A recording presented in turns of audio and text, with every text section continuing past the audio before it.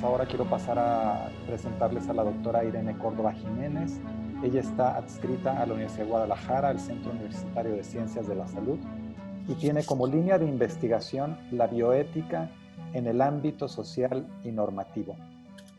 Presentará la ponencia titulada Ética del proyecto, errores frecuentes en aspectos éticos en investigación al enviar un proyecto a evaluar. La doctora Irene Córdoba Jiménez tiene un máster en Bioética y Derecho del Observatorio de Bioética y Derecho de Barcelona. Es doctora en Ciencias de la Salud Pública de la Universidad de Guadalajara. Está adscrita al Departamento de Ciencias Sociales del Centro Universitario de Ciencias de la Salud.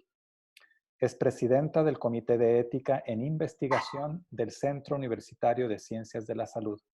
Secretaria de la Academia de Bioética y Legislación. Sus líneas de investigación son bioderecho, argumentación jurídica, justicia distributiva en trasplantes de órganos y derechos humanos y derecho público. Pertenece a la línea de generación y aplicación del conocimiento bioética y salud. Les recordamos que durante la ponencia los participantes pueden hacer preguntas o comentarios en el chat que se encuentra en su pantalla. Estas inquietudes se las plantearé al ponente o él podrá leerlos directamente desde la ventana del chat cuando finalice su presentación para que pueda dar respuesta a ellas. Adelante entonces, doctora Irene Córdoba Jiménez, y bueno, muy bienvenida. Muchas gracias. Permítanme compartir la presentación. Sí, como no, doctora. Si quiere, le puedo auxiliar un poco. En este momento no le estamos viendo, ya le estamos viendo a usted, ¿no? Sí, ya le estábamos viendo a usted y ahora estamos viendo su presentación. Ok. Permítanme. Ya está ya la están Sí, ya la visualizando. estamos viendo, ya la estamos viendo. Muchas gracias. Bueno, voy a tratar de compartir de una manera breve algunos de los errores más frecuentes que hemos observado dentro del Comité de Ética e Investigación de este centro universitario y algunas experiencias que he tenido en la participación con otros comités de ética de investigación. Errores que no vienen, digamos, en manuales o en guías que últimamente se han venido compartiendo. Son errores que detectamos más de manera práctica y a la par voy a tratar de mostrarles algunas sugerencias de cómo evitar estos errores. Lo que están viendo en pantalla es prácticamente una constante de lo que encontramos en el apartado de consideraciones éticas de los protocolos que se nos presentan para revisión. Básicamente dicen lo que ustedes alcanzan a leer. Este estudio se apegará a lo señalado por la Declaración de Helsinki y después ponen un año en función de la versión que hayan encontrado en Internet. Y lo dispuesto en la Ley General de Salud en materia de investigación, generalmente así lo dicen, aunque la Ley General de Salud es un instrumento normativo distinto del reglamento de la Ley General en materia de investigación para la salud. También dice, se someterá ante el Comité de Ética de Investigación del hospital, la institución, la universidad, etcétera, como si este fuera parte, pues, de una consideración ética y no como una obligación que tienen todos los investigadores de hacerlo, de acuerdo con la Ley General de Salud, el reglamento de la Ley General de Salud, la norma oficial mexicana 012 en materia de investigación y otros instrumentos normativos. Y además dice, se protegerá la confidencialidad de la información y se recabará consentimiento informado, porque se sigue percibiendo que el consentimiento informado es un documento y no un proceso, como les voy a mostrar en un momento más. Y además lo incorporan como un anexo que está dado en un formato único. Estos problemas, además de, este ya de por sí es un problema, de que se establezca como apartado de consideraciones éticas un párrafo tan breve. Algunos otros protocolos incluyen afirmaciones tales como que se apegarán a lo dispuesto por el informe Belmont, el Código de Nuremberg y las disposiciones de la FDA, cuando estos instrumentos, conociendo su origen histórico, pues no están relacionados con la investigación que se tengan que realizar aquí en México, no son aplicables en nuestro contexto. Además, se apela en algunas ocasiones a algunas garantías de calidad, como si el inscribir, por ejemplo, los ensayos o los protocolos de investigación en clinicaltrial.gov fuera suficiente para decir que contiene los elementos éticos necesarios para su desarrollo. Al mismo tiempo lo que sí se omite es lo que dispone el reglamento de la Ley General de Salud en materia de investigación para la salud, la norma oficial 012 que les mencionaba hace un momento, o por ejemplo normas especiales que son de reciente creación para la protección de para la protección de los datos personales en posesión de sujetos obligados o de particulares. Esto es más o menos lo que encontramos cuando nos llega un protocolo para revisión de los comités de ética de investigación. En un primer momento, los problemas que les puedo compartir son, permítanme estas reflexiones. Primero, prometer cumplir un código deontológico jurídico no garantiza que uno se tiene conciencia clara de lo que dice Helsinki o de lo que dispone la ley y sus reglamentos, pero sobre todo de cómo se aplican las disposiciones de estos instrumentos. Dos, que se actúa éticamente frente a los sujetos participantes en la investigación o que se está preparado para evitar, en la medida de lo posible, riesgos, disminuir o controlar los riesgos e incrementar los beneficios para los participantes. Este tipo de apartados de consideraciones éticas tampoco permite a los comités saber si se sabe o si se está, bajo qué mecanismo se va a proteger la privacidad de las personas, de los datos de las personas que se comparten dentro de toda la investigación, si la investigación propuesta tiene la potencialidad de producir conocimiento valioso tanto de manera científica como social, y si la forma en que se va a realizar el proceso de consentimiento informado garantiza la libertad de autodeterminación de los participantes, esto es, de la autonomía de ellos. Y debemos tener en cuenta que buenas personas, y esto es algo que insistimos, nosotros entendemos que los investigadores se aproximan a la investigación con buenas intenciones, sin embargo, deben de tener en cuenta que, como en la historia hay muchos casos, buenas personas pueden hacer daño, aún de forma inocente o sin intención. Debemos de tener en cuenta que cumplir la ley no es optativo, cumplir la ley no es un acto ético. Pueden o no afirmar que van a cumplir una ley en el apartado de consideraciones éticas, pero al final de cuentas el cumplimiento de la ley no es optativo. Y además, a veces o en ocasiones podemos encontrar normas que son injustas y que pueden producir daños y que por lo tanto tendríamos que buscar alternativas jurídicas diferentes o morales que puedan ser justificadas racionalmente. Cuando en un apartado de consideraciones éticas encontramos que se apegará a la declaración de Helsinki, lo que notamos es que no se tiene en cuenta que la declaración de Helsinki es un documento que en realidad se conoce como principios éticos para la investigación, para las investigaciones médicas con seres humanos. La última versión está aprobado en la asamblea celebrada en Fortaleza, Brasil, del 2013. Si van a citar o se van a pegar a estos principios, habría que buscar la versión del 2013 en la página de la Asociación Médica Mundial. Y la recomendación que venimos haciendo diversos comités de ética de investigación, en el caso de México también la Comisión Nacional de Bioética, es apegarse mejor a las pautas éticas internacionales para la investigación relacionada con la salud con seres humanos. Es un documento elaborado por el Consejo de Organizaciones Internacionales de las Ciencias Médicas, por eso se le denomina CIOMS o pautas CIOMS, y está avalada por la Organización Mundial de la Salud. Su última edición es del 2016, por lo que algunas de las recomendaciones que les voy a compartir en este momento van a generar un poco de controversia porque tradicionalmente los investigadores vienen haciendo determinadas cosas que ahora pautación nos sugiere ya no hacer.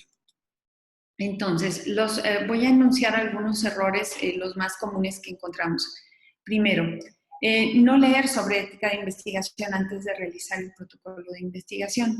Y para ello es indispensable leer sobre ética de investigación en general, así como las reglas internas de la institución en donde se va a realizar la investigación. En el caso, por ejemplo, del GUCS, tenemos un manual y un reglamento a fin de que los investigadores nos entreguen una propuesta que contenga condiciones de forma y fondo. Además de no leer a profundidad la Declaración de Helsinki, las pautas IOMS, para nosotros es muy evidente que aunque digan que se apegarán a la Declaración de Helsinki, en muchas ocasiones es evidente que no lo han leído, pues el procedimiento de la investigación contraviene lo dispuesto a Helsinki. La Declaración de Helsinki y las pautas IOM coinciden en que deben de ser leídas como un todo. No pueden segmentarse los principios o las pautas y aplicarse a conveniencia, tienen que entenderse en su totalidad para no transgredirlas. La Declaración de Helsinki está más bien orientada a la investigación biomédica y pautas IOMS está orientada a la investigación en salud en casi todas sus posibilidades de investigación, tanto estudios observacionales, de ensayos clínicos, biobancos, etcétera. Y también es un instrumento que nos sirve a los comités de ética de investigación para la revisión de los protocolos. Otro error es considerar que hacer ciencia implica objetividad y neutralidad. Y la verdad es que todo ser humano no puede deshacerse de su propia carga moral, de sus propios conceptos y preconceptos morales. Y a veces creer que porque voy a hacer ciencia ya por sí mismo, esto es objetivo, y entonces no existe la posibilidad de hacer daño, bueno, valdría la pena revisar lo que dispone Helsinki en el punto 4 respecto de la obligación de la conciencia del médico subordinándose al cumplimiento, que tiene que subordinarse al cumplimiento de un deber para la protección de los sujetos de investigación, o a la pauta 1 de SIOMS, que señala que un estudio riguroso, científico, bien elaborado metodológicamente, que carezca de valor social, entonces estaríamos hablando de una investigación sin el suficiente contenido moral. Si se va a hacer una investigación que ya se ha realizado en otra ocasión y que ya se ha respondido debidamente, volver a realizarla, por ejemplo, no sería una investigación que tenga valor social. Otro error es no comprometerse en la investigación de manera social y científica. Las pautas IOMS establecen en la pauta 1 que toda investigación que se realice debe de tener valor social y científico y debe estar apegado al respeto a los derechos de las personas. Yo les sugeriría que leyeran pautas IOMS, no me puedo detener a explicar cada uno del contenido de pautas IOMS, pero este párrafo, solo como un ejemplo, dice: la justificación ética para realizar investigaciones relacionadas con la salud en que participen seres humanos radica en su valor social y científico. La perspectiva de generar el conocimiento y los medios necesarios para proteger y promover la salud de las personas. Pautación 1 define lo que es valor social y define lo que es valor científico y cómo un protocolo debería de tener estas consideraciones para justificar el por qué realizar determinada investigación. Otro error frecuente es suponer que al afirmar que una investigación científica nos va a proporcionar conocimiento, es suficiente para que los sujetos que participen en la investigación no tengan ningún beneficio. Es decir, anteponer el beneficio del conocimiento científico sobre el individuo es algo tanto Helsinki como pautas IOMS insisten en que esto no debería de existir y lo dicen de manera literal. Nunca debe tener primacía el objetivo de la investigación sobre los derechos o los intereses de las personas, y el valor social y científico no puede legitimar que los participantes en este estudio en las comunidades anfitriones sean sometidos a maltratos o injusticias. Habría que tener también entonces muy claro qué es el concepto o cómo definir la justicia, a fin de que los protocolos consideren que las acciones de quienes participen en la investigación pueden terminar siendo injustas para los participantes. 5, otro error es que no se reflexione sobre los riesgos que se correrán los participantes.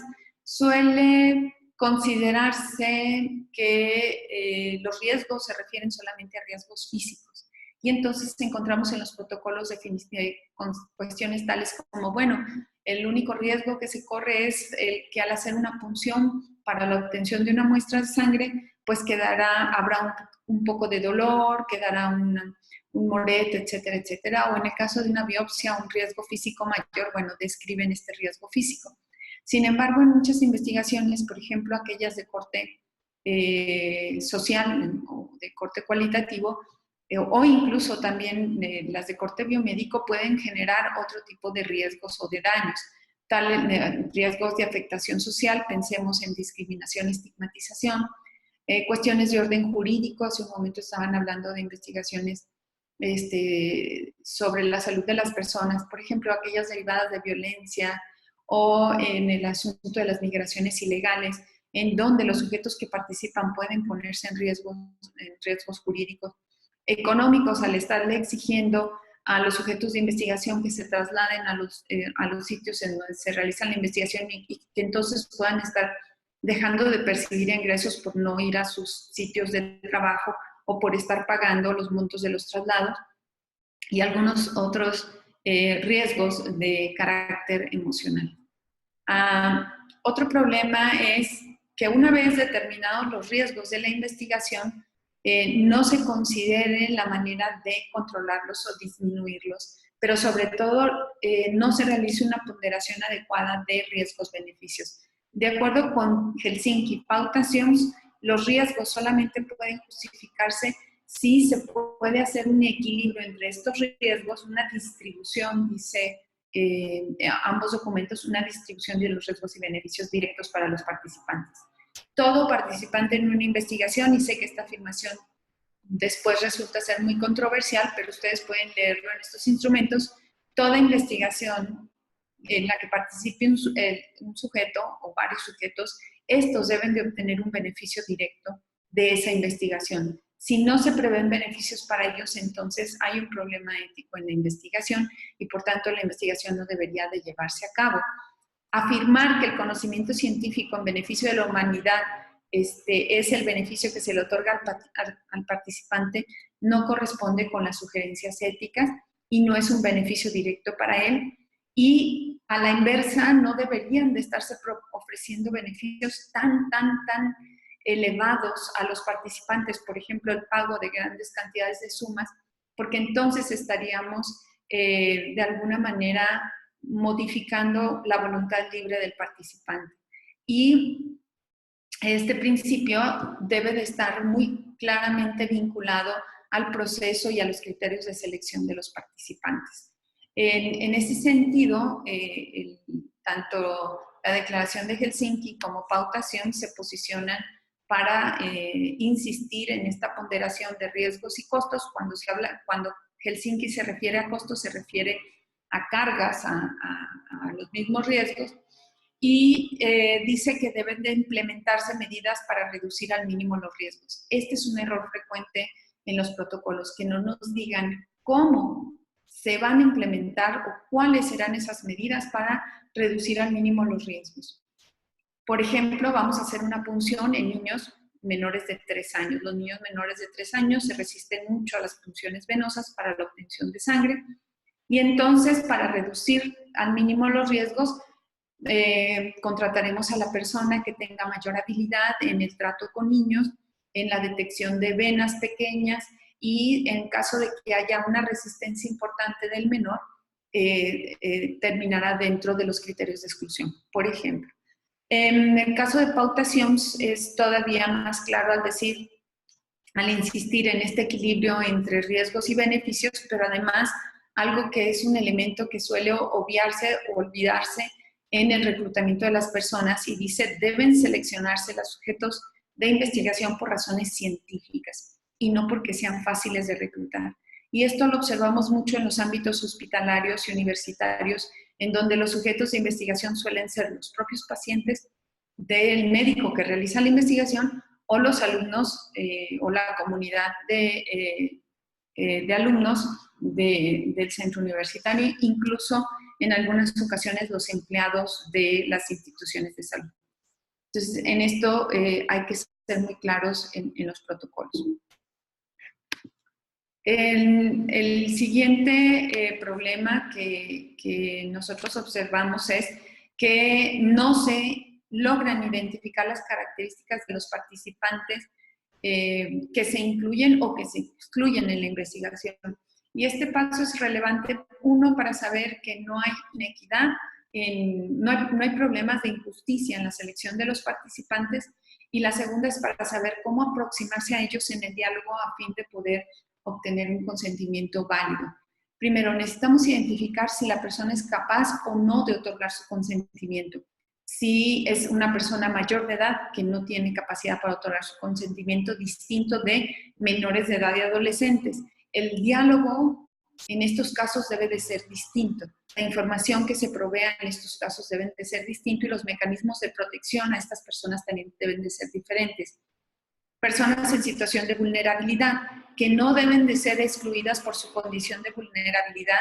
Sí se supone que la investigación va a atender a problemas de grupos o de condiciones que han llevado a estas personas a esta situación, así como personas en situación de subordinación. Habría que tener mecanismos especiales para garantizar la libertad de la participación y la protección en la posibilidad de los riesgos que se presenten, así como en mujeres embarazadas. Estos, digamos, son grupos de personas a las que hay que tener especial atención. Otro de los problemas que observamos es pensar que el consentimiento es un papel. Casi todas las, sobre todo en el ámbito médico y después en el ámbito de la investigación en la salud, se considera que suscribir un papel es suficiente para eximir de responsabilidad del investigador. Entonces, se ve al consentimiento más como un mecanismo precautorio de posibles demandas que como lo que debe ser el respeto pleno a la libertad de las personas para consentir participar en una investigación. En un primer momento, entonces, debe de redactarse en el apartado de consideraciones éticas cómo se da el proceso de información, es decir, un proceso de diálogo, cómo se aproximan a los sujetos que han de otorgar el consentimiento, cómo se les dice la verdad. Y para eso hay muchas estrategias propuestas por SIOMS de la pauta 1 a la 22. En el apéndice 2 de pauta SIOMS se contiene un listado de información especial que puede ser una guía adecuada para ustedes. De ese listado ustedes pueden establecer, bueno, esto no me compete a mí, esto no forma parte de mi investigación, no me aplica, pero puede usarse como una lista de cotejo. Y después habría que buscar la pauta específica que atienda a las características que ya identificamos en el paso anterior del tipo de persona o población con la que voy a trabajar. Ahora sí, una vez que se ha podido determinar o que se ha podido dialogar con el participante o hacer, digamos, ensayos de qué información tengo que compartir con el participante a fin de que me otorgue el consentimiento, entonces sí formalizar ese consentimiento. Aquí abro un paréntesis. Hay investigaciones en que formalizar por escrito un consentimiento y pedir la firma del mismo puede ser contraproducente para la investigación y también para el sujeto de investigación. En esos casos también pauta SIOMS sugiere la manera de cómo exentar los consentimientos.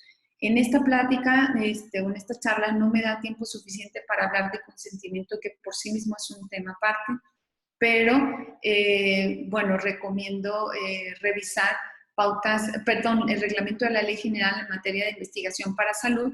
Su última versión es la del 2014, hay que asegurarse de estar leyendo esa versión, la última modificación del 2014, hay que leer del artículo 20 al 27 y ahí van a encontrar un listado de requisitos que puede ayudar para la elaboración de este formato, de la formalización del consentimiento.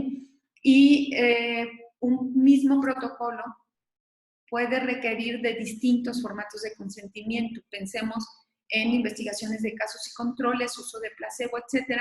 Entonces, no es lo mismo el proceso de diálogo, información y, por tanto, de formalización del grupo control que del grupo caso. No es lo mismo mayores de edad que menores de edad, no es lo mismo personas que carecen de la capacidad de otorgar consentimiento de las que no, y no es lo mismo trabajar con grupos subordinados que no. Los formatos de consentimiento deberían de ser diferentes. Y la redacción debe de ser tan sencilla, cosa que tampoco encontramos consentimientos con términos muy complejos y muy técnicos que no deberían de ser usados. Por lo tanto, una sugerencia es, una vez que elaboren un formato de consentimiento, propónganselo para la lectura de alguien que digamos, tenga capacidades promedio para que pueda entenderlo. Si esta persona no lo entiende, entonces tenemos un problema. Perdón, pero se está descargando mi computadora. Sí, no se preocupe, doctora. Perdón. La esperamos, conéctela.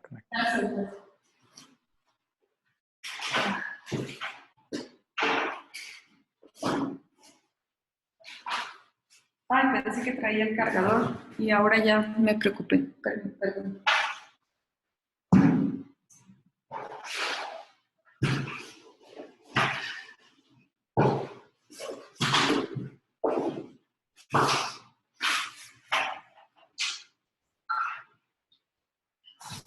Bueno, espero alcanzar antes de que termine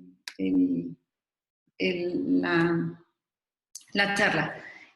Bueno, la otra es no establecer mecanismos de protección de datos personales, que muchos de ellos los pueden encontrar en estos instrumentos que les estoy mostrando ahí, son muchos. La declaración de Taipei, por ejemplo, nos ayuda a encontrar estos elementos relacionados con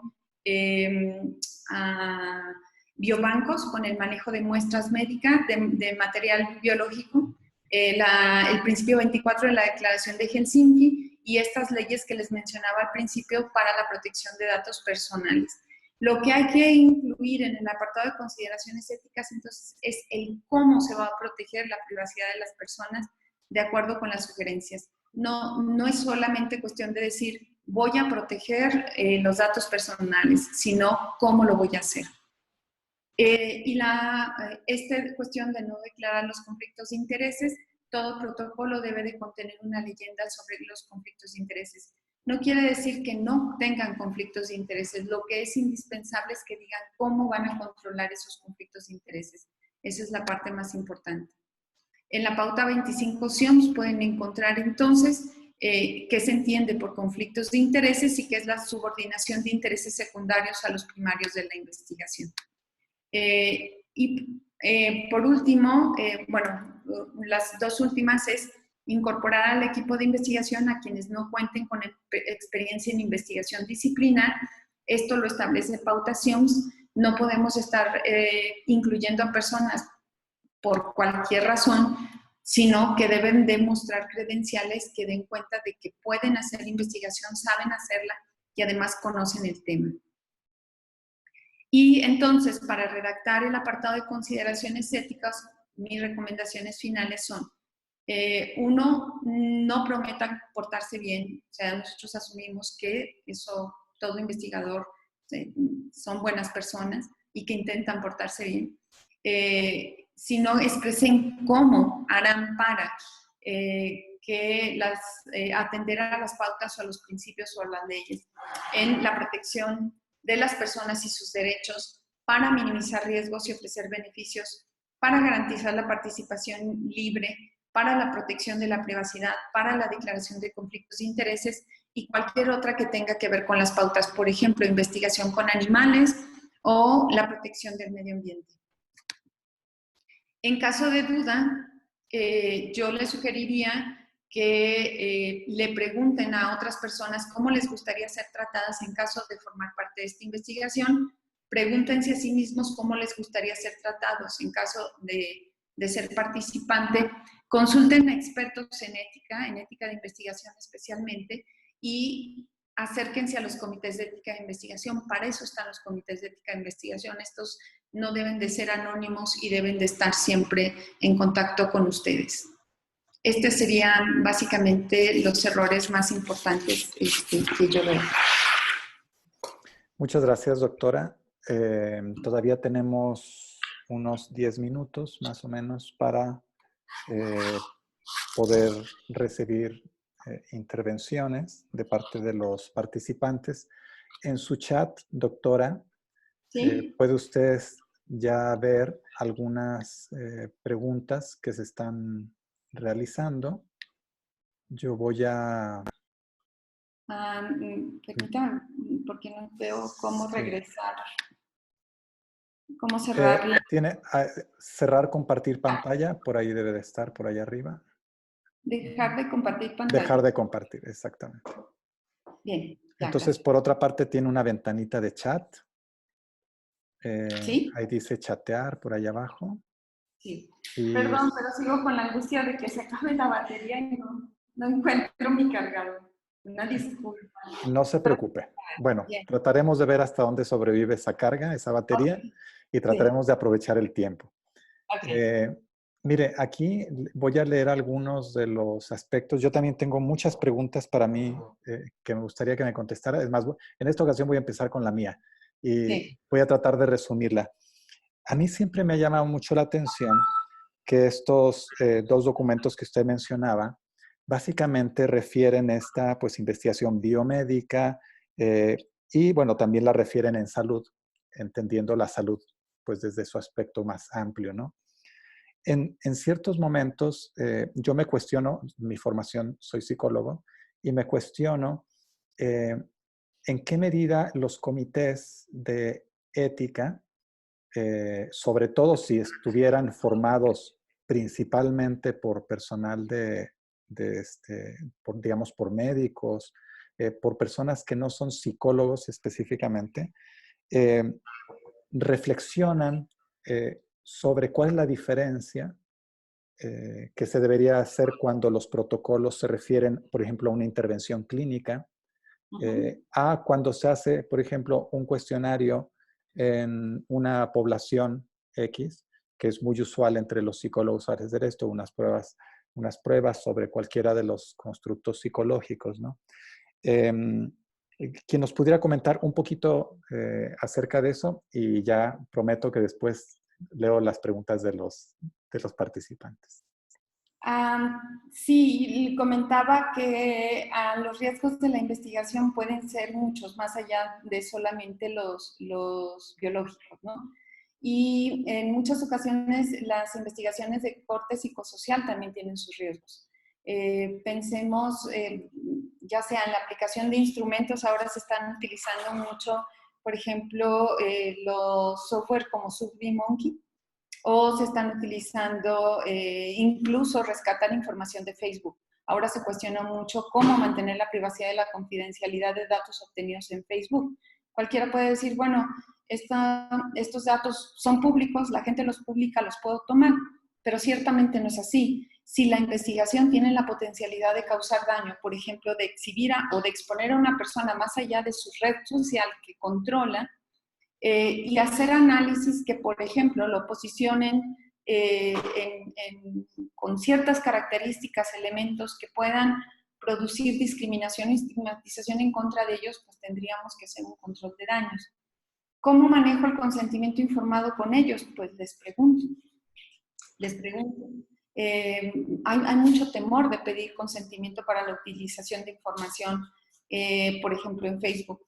Pero si tengo acceso a su Facebook, pues puedo de manera privada pedirle información y aclararle de manera sencilla. En estos casos sería muy difícil obtener un consentimiento informado, pero la información del chat como consentimiento, te estoy proporcionando esta información, voy a utilizar la información para tal, sería suficiente.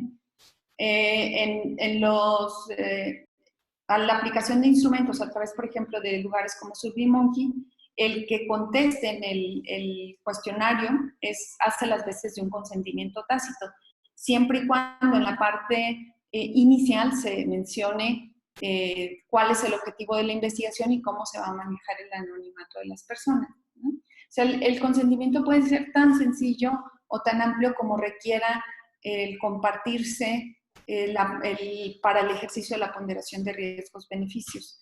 Entonces, sí, estoy pensando en estudios de corte cualitativo en donde se hacen entrevistas a profundidad y los temas son sensibles para los participantes y entonces cómo establecer mecanismos, por ejemplo, de contención emocional en caso de que haya una crisis. Estoy como dando todos los panoramas que nos han tocado Claro. observar. Muchas gracias, doctora.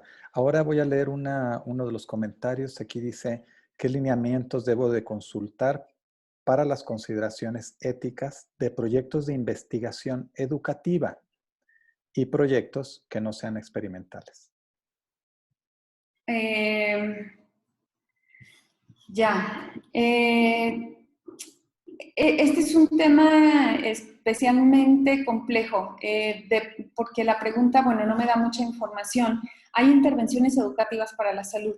El área de nutrición tiene muchas investigaciones de intervenciones educativas para el área de la salud y no es que sean inocuas. De pronto pueden tener, insisto, este riesgo. Recuerdo, estas intervenciones educativas también incluyen, por ejemplo, pesar, medir, etcétera, o pedir que se apeguen a una determinada dieta. Pero esta determinada dieta, ¿quién se las va a proporcionar? ¿Quiénes va a proporcionar?